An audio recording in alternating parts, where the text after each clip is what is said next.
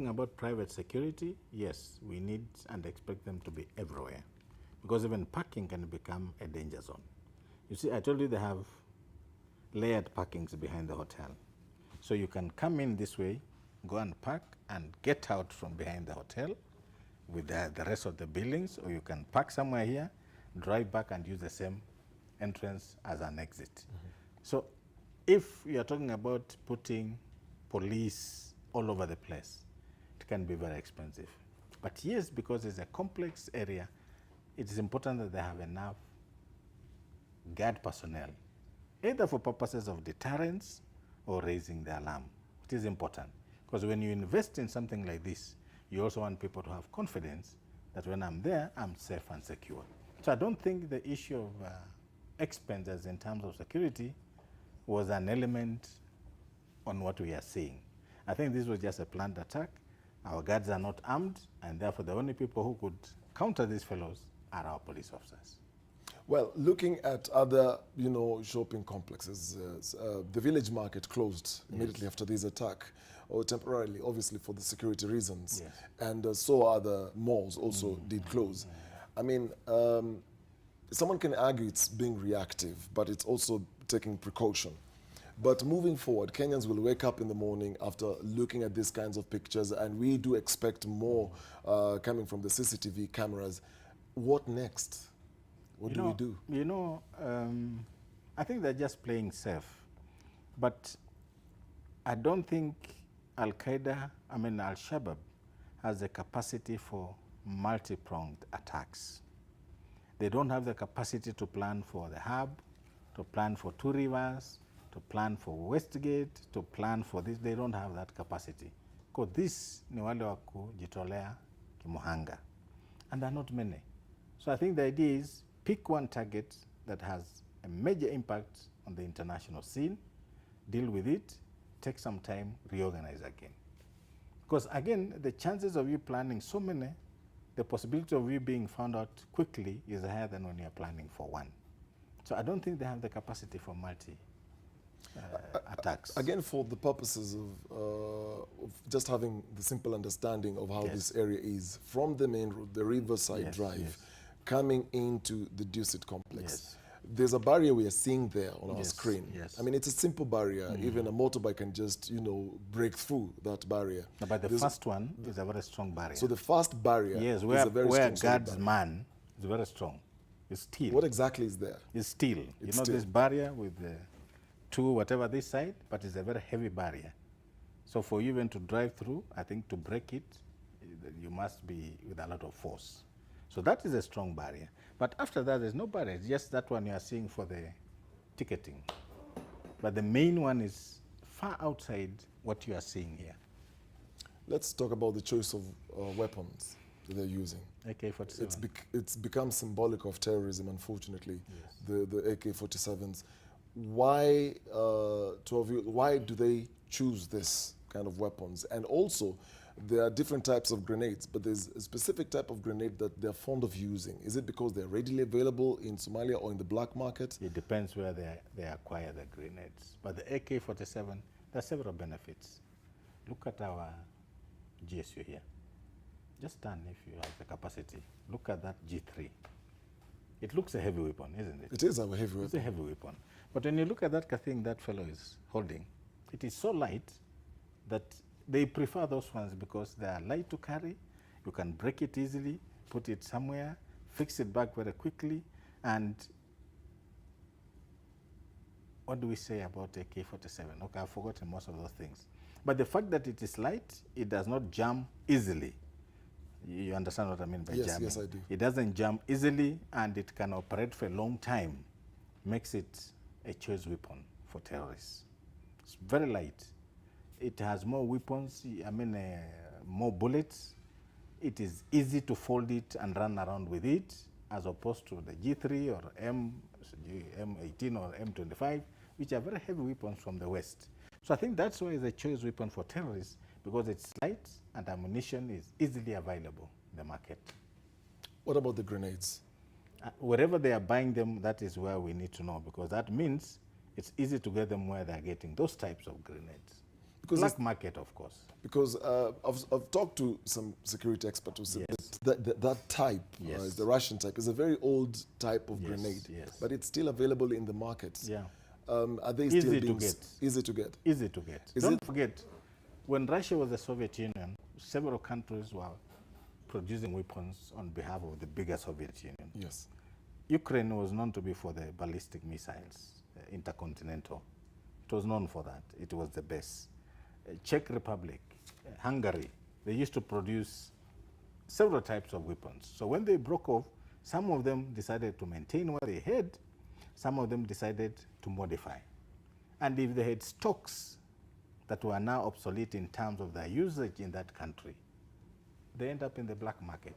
And between the time the Soviet Union collapsed and the time we saw order in Eastern Europe, there was a lot of black market merchandise in terms of weapons and ammunition. I think that's why it is easy to get them now, but they're no longer produced. But you look at the African continents, the rebels from West Africa, you look at Boko Haram, the choice of weapons they're using, same weapon. True. But the terrorism that America, for example, experiences, they're using a different type of weapon again. Are they local terrorists or international terrorists? Well, they have a different language and wordings around who they call a terrorist and who they call a gunman, someone with a psychological issue, as they put it. But are you then seeing an end to this? Because you would assume they're still in mass production. AK are still in mass production because it's a weapon for Russia. It's still a weapon for Ukraine. It's still a weapon for some countries in the former East. It's still a weapon in some Asian countries. Even in Africa, we have countries using AK. So it is still in production. That's why it is easily available. Unfortunately, you can't help but notice, visually, when you look at, you refer to the picture that we've been running on our bumper of our local police officers with the long G3 heavy rifles. We're still stuck to that. But the minute you see the wrecker squad coming in with their guns, it gives you a different feeling. Yes. These are serious people. Characters, either AK, Uzi submachine gun, foldable, easy to carry, easy to use because of the fluidity of the operation. So then, speaking of operations, are we as a country investing in weaponry? I think they are. I think they are. We may never know the numbers, we may never know the types, but you're quite confident I that watched we are there. the other day the Chief of Defense Staff talking to our soldiers in Somalia, and he said we have invested heavily in new weapons and equipment. I think they are. Looking at these images again, back to these images, do you think this plays into the psyche of the terrorism narrative coming from, well, they've not said it's Al-Shabaab, though we do know it's Al-Shabaab who've claimed responsibility, but the CS has chosen to call them a terrorist element. Yes. I mean, does this play into their psyche? Or is this a disadvantage to them? I don't think they want to be seen. That is a fact. But the fact that they are being exposed, I think is a disadvantage to them. They will be happy if they are not seen, and that's why they like driving to the target, disembark, and quickly start causing chaos. But you see, a place like Dusit, the way we are saying, is so complex that you cannot deal with issues of CCTV cameras. So I think when they go in, they have already made a choice. We are going here to do our job. We know there are several disadvantages, but we have to achieve what we want. But no terrorist wants to be seen the first, because they can survive. There are those who survive, and they still go back and continue causing havoc in the world. So I don't think it plays to the psyche that we are macho and we are doing this. No, I don't think so. So you think they prefer operating covertly? Yes, yes. This is a disadvantage to them. So there's a very big disadvantage to them. Yes. But then again, as a country, the challenge we've also faced is biometrics. If indeed there's still hold up there, we don't know that yet. But assuming again that they were not working alone, and or these ones disappeared, like we were here getting reports that there's a probability that once the police moved in and everyone was leaving, it's very easy to drop your vest, drop the gun, and just walk in with everybody else. Not even that. Dennis, what we are discussing is about what we see in the front. Even what I'm explaining to you, I don't know the compound behind the complexes. And because this is a place they planned and surveyed for a long time, probably there are places they knew that once they do this, they can use this exit and disappear. So I think we wait and hear what we are going to be given as stories of what has happened. The way they've been operating, Yes. the last time I was in Kulbio, I remember after the attack, one of the things that Captain there mentioned was the fact that they have changed their modus operandi, in the sense that they're now getting young boys from inside Somalia, forcing them to join their outfit, and they use them as the foot soldiers when they storm into a camp Barracks, or into the barracks or in a place like this one. And then the real Al-Shabaab are way, way, way at the back. They have these different layers. They're those ones who go to collect the bodies to make sure they're never found. Are you seeing this working for them, or No, are no. they? I think when you look at these Dennis, these are seasoned. Just look even at their ages. These are not young people. So I think in terms of what you are saying, yes, that is mounting operations against static targets that are able to fight back. You use people who can be used as collateral as you move closer to your target. But I think for somebody to operate in something like this, it must be a seasoned operative, so that they're in charge of their faculties, they're in charge of what they are doing, they understand what they are doing, and they go in knowing that we shall not come back. If you force a kid the way we used to see in Afghanistan and Pakistan, some children will go and change their minds. So I think even with the ages that we are seeing with these fellows, these are not young people. These are senior operatives wherever they are coming from. They probably could be in their 30s. It's really That hard is to the tell, thing, but yes. from the face of Like this one, fellow, for example. He's over 30, this one. He's not young. So these are people, if they joined Al-Shabaab at 18 or 20, these are people who have done service for terrorists. But on this kind of attacks, unless it's a suicide terrorist, then you can use children. But this one that you come to fight, either extricate yourself or die, it must be somebody who understands the operations. How they've been playing out the ideology, is it making it difficult, because it's also hard to tell whether this is a Kenyan Somali or these are Somali. Again, you can't be sure whether these are Swahili-speaking men or they've just come straight from Somalia. How do they drive in?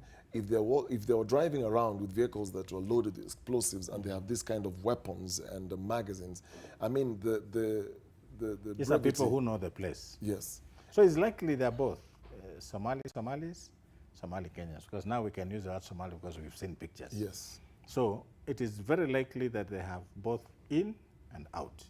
Those who have left here, gone there, joined these people, and those who are operating from there, joining our people who have joined them to come and do attacks here.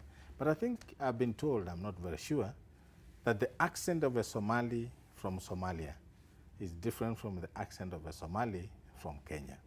So it's very easy for those who know to tell you this is a guy from or a lady from Somalia and this is a Kenyan Somali. Well, we are still, following up what's been happening at the Dusit complex. There's so much activity that has gone on across the day. The statements that have come through from the Police Inspector General Joseph Boynet, and finally we heard moments ago from the Interior Cabinet Secretary Fred Matiang'i mentioning quite a number of things there, and like you had predicted, yes, giving the position that they're holding, but also you made reference to the President being fully well aware, yes, of what's happening, and you'd mentioned that you would expect the President perhaps to address the nation at some point. Yeah. When is the right time to do this? I think when they are sure that the operation is beyond any doubts, that when the Commander-in-Chief speaks, he speaks of a position that they are sure nothing untoward can happen after they speak to the nation. So we've learned from what we experienced at Westgate, yes, when the President addressed the nation very quickly. Yeah, then things went haywire. Then they had to start patching up. So I think at that moment when the Minister and the Inspector General's team feel that the operation is beyond breaking down, then that is when you will probably see the President addressing the nation. Because in all likelihood, the President must address the nation on this. What is the importance of that? It's a symbol of unity, it's a symbol of authority, it's a symbol of togetherness. So when he speaks, Kenya is speaking. Looking at his statement, Fred Matiang'i's statement, Yes. we know him to speak off the cuff quite a Yeah. lot. But on this one, you noticed he's stuck to the script, And- not questions. Yes. Do you think it's following an order or it's good manners, like you had said earlier? No, this is what we call messaging. You know, there's a frame in communication called messaging. You want to send out the message you've agreed you want to send out. Don't go outside it. Don't allow for questions. Send it out. Let Kenyans digest. Then you'll come with another one. What is missing? It's still a sign of very good organization, like I was saying, that these are things are just falling in place so well that you notice this is good planning, this is a good operation, and they are following the script on how to manage this kind of situations. Looking at the statements, there are quite a number of things that we're going to be looking at, including what was missing in the statements is an address perhaps to the families of those who have died, though we have not been given the correct number or the figures. We don't have the figures yet. Yes. But at least so far we know that those who have been injured, we've not seen a message going out to those who have been injured or to the families of those who have been affected. Do you think that is an omission? No, they've given a general statement that they condole, they wish quick recovery, which is a standard statement.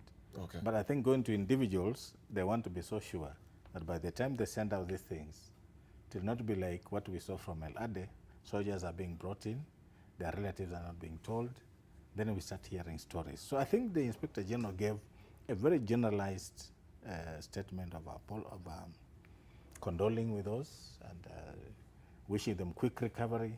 But I think, like I said earlier, we're also hoping, because they already know the numbers. They already know the numbers. We are hoping that what they have created a system where they're getting to the relatives quietly before they come to the Kenyan people. Well, the conversation continues here in the studio, but I want to take you over to Seth Olale, who is at the Dusit complex, to give us an update of what's happening there. Seth, give us details of where you are exactly, because it's a huge complex, as we understand so far, and tell us what's happening where you are.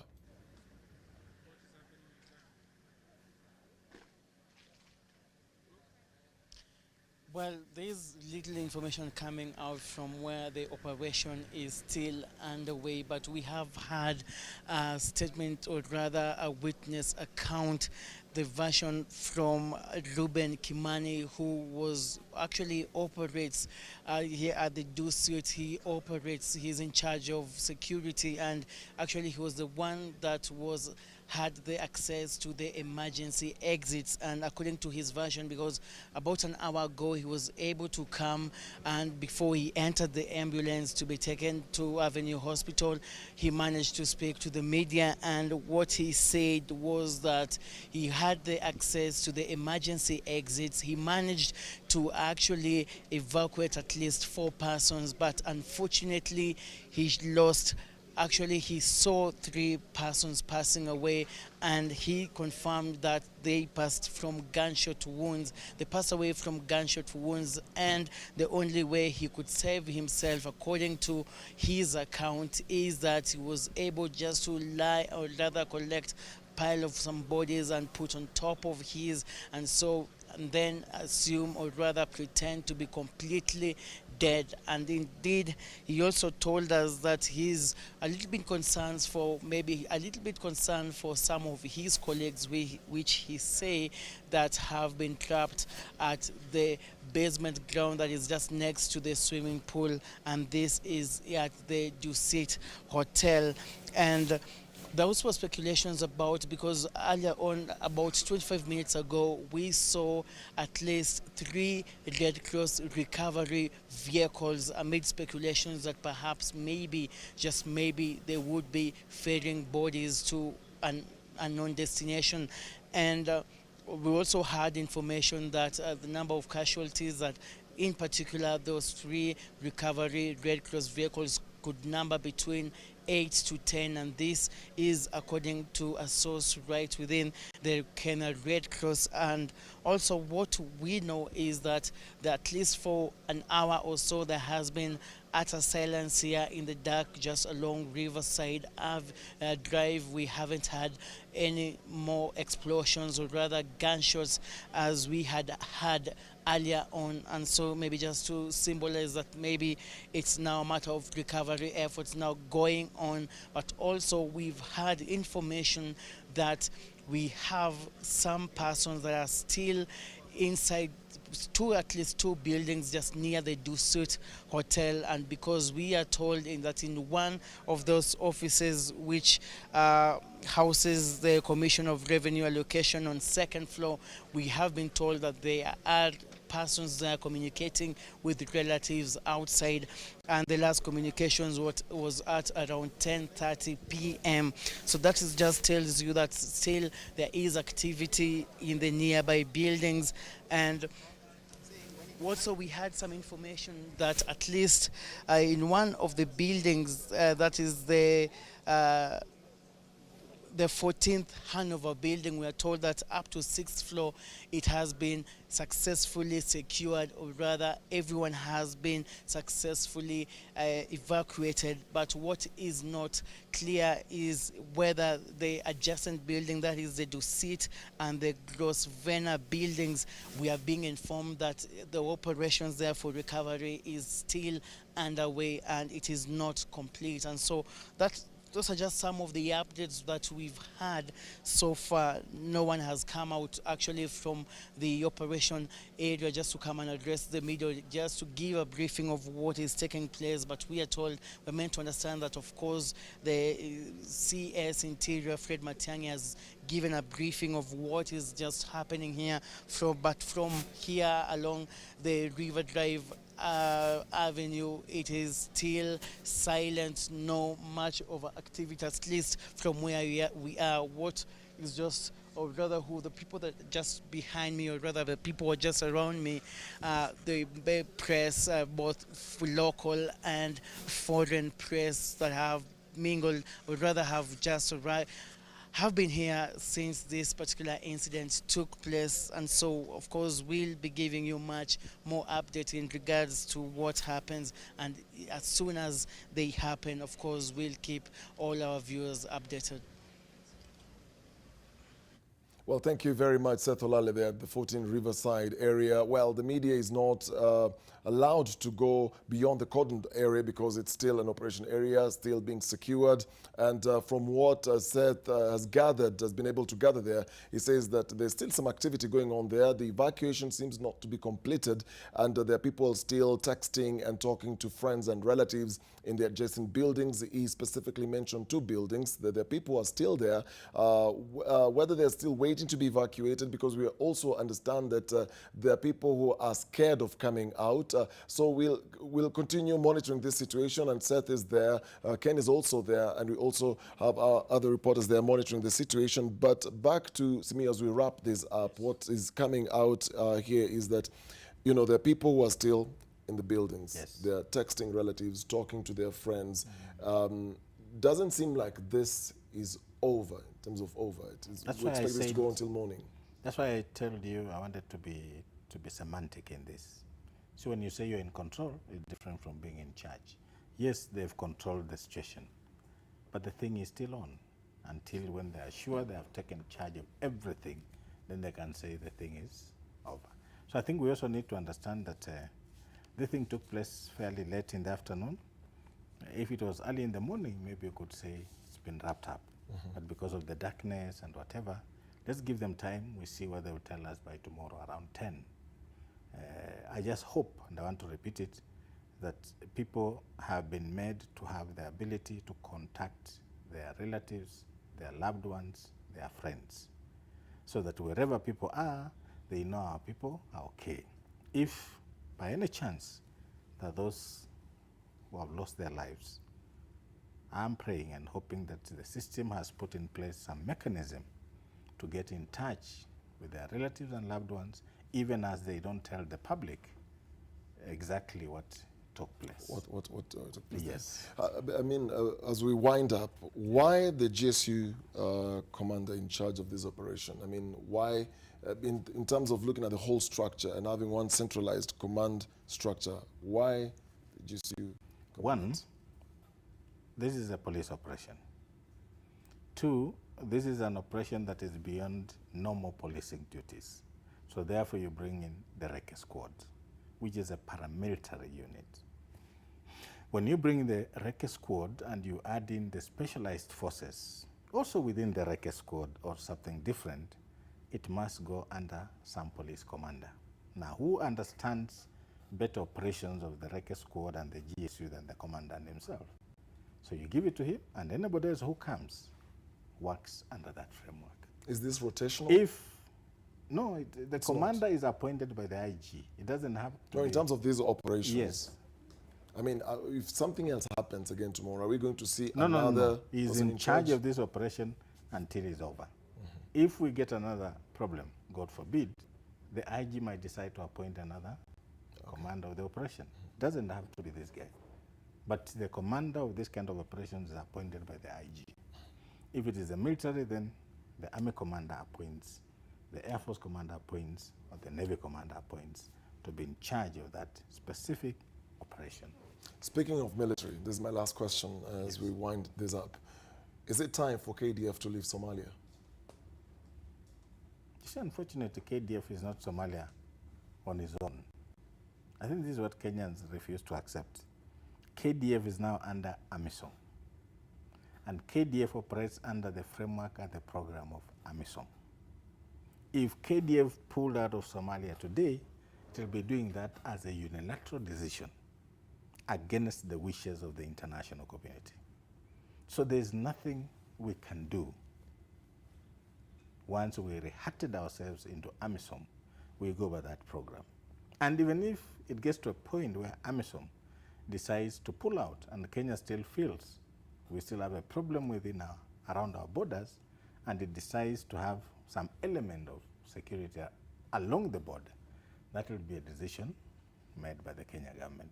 But right now, there's no way Kenya can pull out because it is part and parcel of AMISOM forces framework. Do you then mean, even though we experience the highest casualty rate Yes. compared to the other nations in Yes. the AMISOM, we are still stuck We are with bound the by AMISOM unless Kenya as a country decides to pull out unilaterally by itself. That's what it means.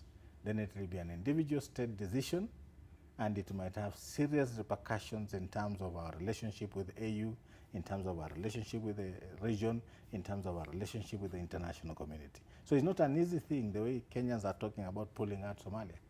Once we entered into AMISOM, we lost the capacity to make decisions of pulling out or staying.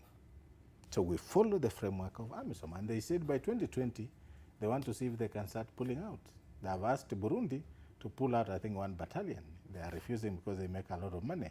But I think AMISOM has a framework and a program, and that is what Kenya follows, because we are no longer there as a country. We are there as a contributing country to AMISOM forces. But there's also been an argument, and I remember having this discussion with the Jubaland president. Yes. And he mentioned this to me and said that in Somalia, the idea of imagining that AMISOM is pulling out will create an avenue for these terrorist elements to sprout, and therefore it's literally not an option. So then do we even think of a timeline? Because as the situation in Somalia remains as it is, we'll forever be in Somalia. Yes, but you see, just like I want to tell you, how many years has UN been in Congo? 17, 18 years? Almost 2 decades. Yes. So if Somalia will never stabilize, and it has an impact on the stability of other regional countries, then we shall forever be in Somalia. It's not about what Somalis think or want. It's about regional stability. It's about international stability. You move, you create a base for Al-Qaeda, the world will not allow that. So I think sometimes they're in a catch-22 situation. They want everybody to leave, but at the same time, you are not an island. That is what they are facing now. So Kenya cannot just walk away.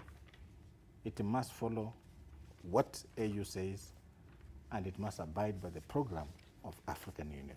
Well, thank you very much, Captain Smiyorunga, for your time. We've had a very deep conversation around the situation at the Dusit complex. It was a pleasure hosting you. Hoping to see you again. You go catch some sleep. Yes. Most likely tomorrow we'll be back again looking at all the other elements and the scope as it changes. Yes. Well, thank you so much. But we are going to continue giving you back-to-back coverage of what happened. And our reporters are obviously standing by at the different hospitals and waiting to give us reports, as we also wait to hear from the Cabinet Secretary for the Interior and National Coordination, Fred Matiang'i, who said that they will be addressing again the press whenever they get any further details. But lastly, to just wrap, what he mentioned is that they're in the final stages of mopping the entire area. From what we gathered from our reporter who is there, Seth Olale, is that there is evacuation still going on. So it's still a story that is still developing. So Olive, back to you. As you said, Dennis, we heard from the Interior CS, Fred Matiang'i, who had indicated that they have secured all the buildings in the complex. But what we know, according to a reporter on the ground, Seth Olale, is that they're yet to complete those operations. He did identify one of the buildings, and that is the Gross Vena building. Although the